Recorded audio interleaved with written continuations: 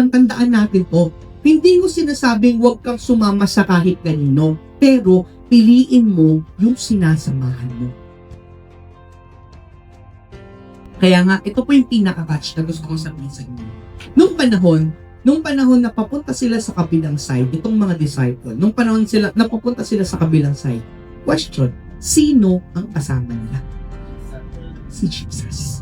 Here's the catch. Young people, remember this. Having Jesus and being with Jesus makes your leveling up possible.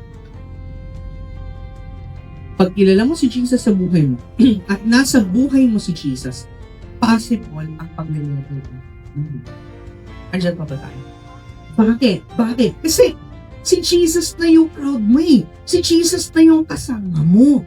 Si Jesus na yung meron ka sa buhay mo. Hindi ka pa ba magle-level up yan? Hindi ka pa magle-level up yan? Pag yung mga kaibigan mo pala-aral, tingin mo ikaw tatamad ka? Hindi. Bakit? Masipag pag-aral yung mga kasama mo.